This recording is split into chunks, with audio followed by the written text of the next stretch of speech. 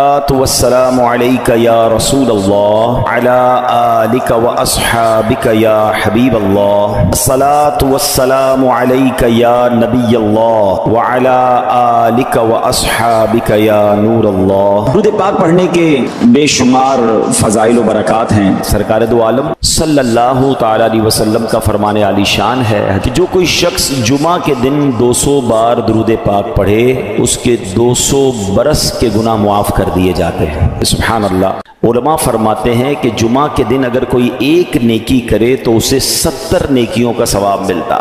ہمیں اس دن تلاش کر کر کے نیکیاں کرنی چاہیے، درود پاک پڑھیں، تلاوت قرآن کریں، ہو سکے تو جمعہ کے دن سورہ یاسین پڑھیں۔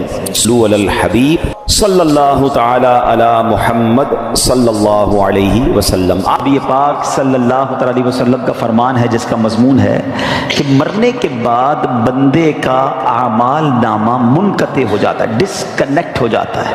ہم مر جائیں گے، اب نیکیاں نہیں کر سکیں گے، مرنے کے بعد ایک بار سبحان اللہ کہنے کا موقع بھی نہیں ملے گا، مگر فرمایا 3 باتوں کے علاوہ 3 چیزیں جاری رہتی ہیں مرنے کے بعد بھی۔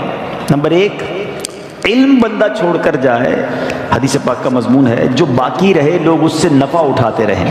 تو علماء کتابیں لکھ کر جاتے ہیں، طلباء چھوڑ کر جاتے ہیں، پھر پیچھے علم چلتا رہتا ہے اور ان کو قبر میں ثواب کا تحفہ ملتا ہے۔ دوسرا فرمایا صدقہ جاریہ، بندہ زندگی میں کوئی ایسا کام کر جائے، صدقہ جاریہ والے، مسجد بنا دی، مدرسہ بنا دیا، کنواں کھدوا دیا، درخت لگا دیا، بہت سارے ایسے کام ہیں جو جاری رہتے ہیں، تو بندہ دنیا سے چلا جائے گا، وہ نیکی چلتی رہے گی، اسے قبر میں ثواب ملتا رہے گا۔ تیسری بات نبی پاک علیہ الصلوۃ والسلام نے فرمائی وہ یہ ہے کہ جب نیک اولاد ہو اور وہ مرنے کے بعد والدین کے لیے دعائے مغفرت کرے، ایصال ثواب کرے، تو مرنے کے بعد والد کو یا اس کی والدہ کو قبر میں اس کا ثواب ملتا ہے۔ سبحان اللہ۔ اور پھر اولاد حافظ قرآن ہو، اللہ اکبر۔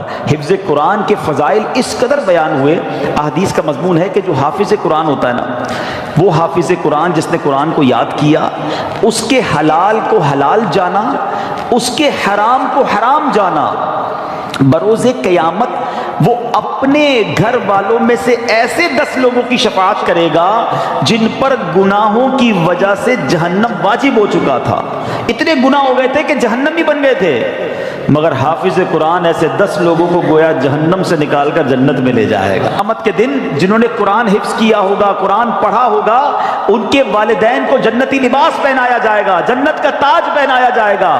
وہ پوچھیں گے یا اللہ یہ عزت، یہ اکرام کس وجہ سے؟ فرمایا جائے گا تمہاری اولاد کے قرآن کو تھامنے کی وجہ سے۔ اپنے بچوں کو عالم بنائیں، اپنے بچوں کو حافظ قرآن بنائیں۔ نبی پاک علیہ السلام کا فرمان عالی شان ہے، جو شخص اپنے بیٹے کو ناظرہ قرآن کریم سکھائے اس کے سب اگلے پچھلے گناہ بخش دیے جاتے ہیں، اور جس نے اپنے بچے کو بغیر دیکھے پڑھنا سکھایا تو اللہ تعالیٰ اس باپ کو 14ویں رات کے چاند کی مانند اٹھائے گا اور اس کے بیٹے سے کہا جائے گا پڑھ۔ جب بھی وہ ایک آیت پڑھے گا اللہ تعالیٰ اس کے باپ کا ایک درجہ بلند فرما دے گا، یہاں تک کہ وہ پورا قرآن پاک ختم کر لے۔ سبحان اللہ۔ بچے کو قرآن سکھانا کس قدر فضیلت کا باعث ہے۔ آج نارملی ہم یونیورسٹیز، کالجز اور دنیا بھر کی تعلیم سکھانے کی فکر تو کرتے ہیں، اے میرے میٹھے اسلامی بھائیوں، کیا اپنے بچوں کو قرآن پڑھانے کی ہمیں فکر ہے؟ دنیا بھر میں جہاں کہیں ہیں، دعوت اسلامی کے مدنی ماحول میں قرآن پاک سیکھنے سکھانے کا بڑا زبردست طریقہ موجود ہے، سسٹم موجود ہے۔ خود بھی قرآن پڑھیے اور اپنے بچوں کو بھی قرآن پاک کی تعلیم دیجیے۔ اللہ تعالی ہم سب کے دلوں کو نور قرآن سے منور فرمائے۔ یہ بڑا مجرب ایک عمل ہم نے دیکھا، بزرگوں سے سنا کہ جس کے یہاں بیٹا نہ ہوتا ہو یا بیٹی کی تمنا ہو تو وہ سیدنا حمزہ رضی اللہ عنہ کے مزار پر حاضری دے کر یہ تمنا کرے کہ یا اللہ ان کی برکت سے مجھے بیٹا عطا فرما، اور جب بیٹا عطا ہوگا تو میں اس کا نام حمزہ رکھوں گا۔ کئی حمزہ ملے مجھے، یہ بتایا تھا، ہم نے وہاں جا کے نیت کی اور یہ حمزہ ہمیں مل گیا۔ تو چلیں جو نہیں جا سکتے آج ان کا تصور کر کے اللہ سے ہی دعا کرنی ہے کہ اللہ ان کے صدقے بیٹا عطا فرما دے، ہم بیٹا نبی پاک کے مبارک چچا کے نام پر حمزہ رکھیں گے، میرا کریم مولا دینے والا ہے اور اچھوں کے صدقے ہم پر بھی کرم ہو جائے گا انشاءاللہ۔ اچھا، حافظ قرآن کے حوالے سے ایک مدنی پھول اور دوں، یہ غفران بیٹا کے لیے بھی ہے، یوسف بھائی کے لیے بھی اور باقی لوگوں کے لیے بھی، کہ جب آپ کے بچے یا بچی حافظ قرآن بن جائے نا، ہمارا بہت بڑا ٹارگٹ ہوتا ہے یہ حافظ بن جائے۔ میرے حساب سے حافظ بنانا آسان ہے، حافظ برقرار رکھنا مشکل ہے۔ جیسے جیسے عمر بڑی ہوگی نا، اس کی زندگی میں اور مصروفیات بھی آئیں گی، تو اب حفظ بھلا دیتے ہیں لوگ، تو اس کا شاندار طریقہ یہ ہے کہ اب حافظ بن گئے، اب مرتے دم تک قرآن یاد رہے اس کا انتظام کرنا ہوگا، روزانہ دہرائی بھی ہوگی، جب کاروبار نوکری پہ لگ جائیں تب بھی روز کا 1 گھنٹہ مخصوص کرنا پڑے گا جو قرآن کو دہراتا رہے، ہر رمضان میں مصلی سنائیں تاکہ یہ حفظ باقی رہے، ورنہ چلا جاتا ہے۔ تو اگر آپ کو بچوں کو حافظ بنانا ہے بنانا چاہیے، لیکن اس کے بعد کا بھی نظام بنانا چاہیے۔ پہلے مدرسے میں پڑھاتے ہیں، حافظ بناتے ہیں، پھر اسکول میں ڈالتے ہیں، وہ جو مدری منا ہوتا ہے بابو بن جاتا ہے، اور اس کے بعد اس کو پتہ نہیں ایسی لائن میں ڈال دیتے ہیں کہ وہ سارا قرآن بھول جاتا ہے۔ تو اگر آپ نے حافظ بنایا تو بہترین طریقہ یہ کہ اس کو اب عالم بنائیں، کیونکہ جب بندہ حافظ بن جاتا ہے نا اللہ پاک اس کے دماغ کو بہت کھول دیتا ہے، اس کے سینے کو کشادہ کر دیتا ہے، علم کا نور اب اس کے اندر آنا شروع ہو جاتا ہے۔ تو جب وہ عالم بنتا ہے تو کہتے ہیں نا سونے پہ سہاگا، نور علی نور ہو جاتا ہے۔ تو اپنے بچوں کو حافظ بنائیں اور پھر عالم بنائیں۔ لوگ بڑے فخر سے کہتے ہیں میرا بیٹا P H D, doctor, engineer, ایک حدیث نہیں سنا سکتے کسی انجینئر کی فضیلت کی، کسی ڈاکٹر کی فضیلت کی۔ علماء کی فضیلتوں کے باب بھرے ہیں۔ نبی پاک علیہ الصلوۃ والسلام فرماتے جس کا مضمون ہے جب اور لوگ قیامت کے دن جنت میں جائیں گے نا تو علماء کو روک لیا جائے گا کہ رکو، باقی لوگوں کی شفاعت کر کے انہیں بھی جنت میں ساتھ لے جاؤ۔ علماء کہتے ہیں جو عابد ہوتا ہے نا، عبادت کرنے والا، نماز پڑھنے والا، نیکی کرنے والا، وہ تیراک کی طرح ہوتا ہے جو تیرتے تیرتے دریا پار کرتا ہے، تھک بھی جاتا ہے، مگر جو عالم ہوتا ہے نا وہ کشتی کی مانند ہوتا ہے، لوگ اس میں سوار ہوتے ہیں وہ سبھی کو پار لگا دیتا ہے۔ تو اب لوگ آپس میں باتیں کرتے ہیں کہ یار خاندان میں ایک ڈاکٹر ہونا چاہیے، خاندان میں ایک وکیل ہونا چاہیے، جناب خاندان میں ایک عالم ہونا چاہیے، اللہ وہ دن دکھائے کہ خاندان میں ایک مفتی ہونا چاہیے، ایک حافظ قرآن ہونا چاہیے۔ ایسے بچے بناؤ تو انشاءاللہ یہ مرنے کے بعد آپ کے لیے صدقہ جاریہ کا باعث بنیں گے۔ آج بچوں پہ توجہ نہیں دیتے ماں باپ، بعد میں سر پکڑ کے روتے بھی ہیں بچہ نشے میں چلا گیا، غلط صحبت میں چلا گیا۔ آپ کو چاہیے تھا کہ آپ اس کی ایسی تربیت کرتے، اچھا مدنی ماحول آپ کے سامنے دعوت اسلامی کا ہے جہاں بچوں کی تربیت کا انتظام بھی موجود ہے، بچیوں کی تربیت کا انتظام بھی ہے، والد کی تربیت کا انتظام بھی ہے، والدہ کی تربیت کا انتظام بھی ہے۔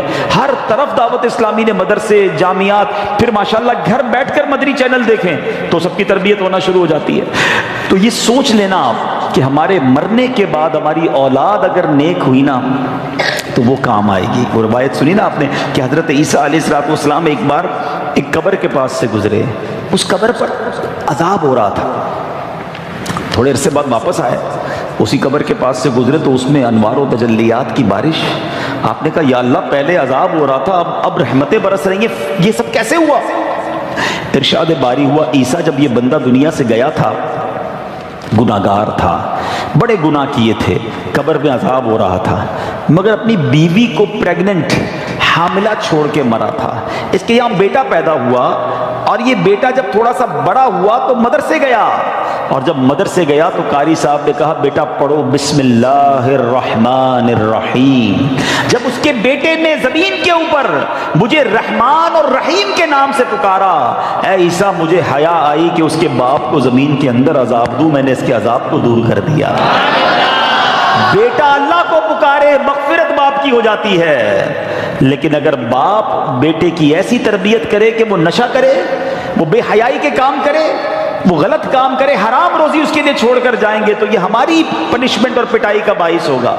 اللہ کرے کہ ہماری اولاد نیک بنے۔ اور یہاں اب میں بچوں سے بھی بات کر لوں کہ جن کے ماں باپ چلے گئے یا ماں باپ بوڑھے ہیں، ایسے کام نہ کرنا جس سے ماں باپ کو قبر میں تکلیف ہو۔ اگر وہ چلے گئے ہیں نا تو ان کے لیے خوب اصالہ ثواب کرو، صدقہ خیرات کرو، نمازیں پڑھو، دعائیں کرو کہ اللہ ہمارے ماں باپ کی مغفرت کر دے، ان کی قبروں کو جنت کا باغ بنا دے۔ قرآن کہتا ہے کیسے دعا کرنی ہے، رب ارحمہما کما ربیانی صغیرا، اے اللہ ہمارے ماں باپ پر ایسے رحمت کر جیسے بچپن میں انہوں نے ہم پر رحمت کی، ہمیں تکلیف نہیں آنے دی، اپنے دامن میں چھپا لیتے تھے۔ اے اللہ اب قبر میں ہمارے ماں باپ تیری رحمت کے حوالے ہیں، اب تو اپنی رحمت کی چادر میں چھپا لے، میرے مولا ان کے گناہ معاف فرما۔ اور